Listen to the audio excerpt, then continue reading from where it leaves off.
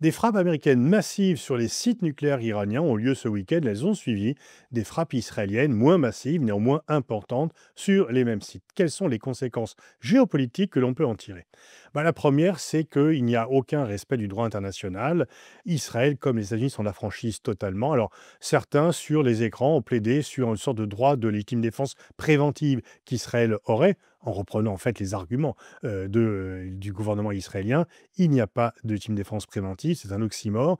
La légitime défense, c'est uniquement quand on est agressé. Et l'Iran n'a pas attaqué Israël, même si l'Iran menace verbalement Israël depuis très longtemps. Ce qu'on voit surtout, c'est qu'en fait, c'est une politique de puissance. Seule la force compte. Il n'y a pas de règles. Chacun fixe les règles qui lui conviennent. Et c'est plutôt inquiétant pour l'avenir de la planète et de l'ensemble des relations internationales, parce que c'est un exemple qui peut faire des petits un peu partout. Comment ensuite protester contre des violations du droit par d'autres puissances qui, elles, ne seront pas forcément occidentales? Alors pourquoi Trump a été entraîné à frapper l'Iran alors qu'il avait qualifié les frappes israéliennes la semaine dernière d'unilatérales, que ses équipes allaient commencer à négocier au lendemain des frappes israéliennes, ce qui a bien sûr empêché de négocier, et qu'il a fait campagne et que dès son discours d'introduction, il avait dit qu'il ne lancerait pas les États-Unis dans une guerre. Certes, il n'y a pas de troupes au sol, mais c'est bien une guerre qu'ont lancé les États-Unis. Qu'est-ce qui l'a fait changer d'avis? Alors peut-être, il voyait que Netanyahou réussissait son coup et qu'il voulait montrer que c'est lui qui dirigeait. Peut-être aussi, il a voulu frapper pour dire: «Voyez, c'est réglé, c'est moi qui ai réglé et maintenant on arrête tout» et empêcher Netanyahou de continuer.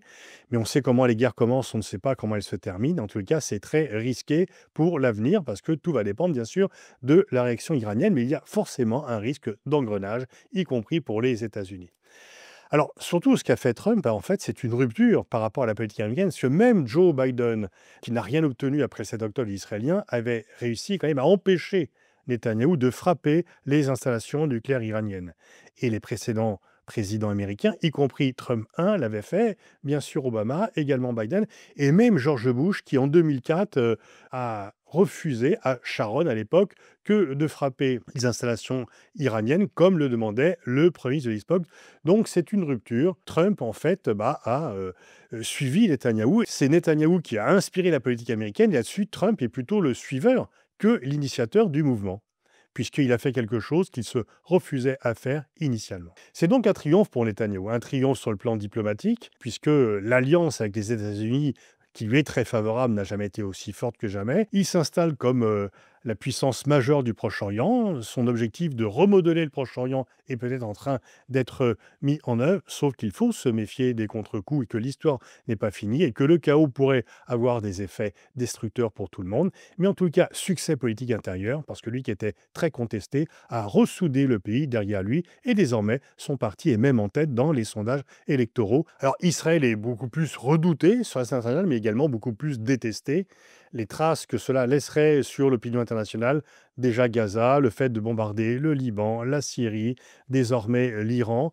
Il y a effectivement, alors certains vont dire qu'il faut faire très attention à Israël parce qu'ils peuvent frapper fort, mais dans les opinions, la colère contre Israël va très certainement prendre de l'ampleur, ce qui inquiète certains modérés israéliens.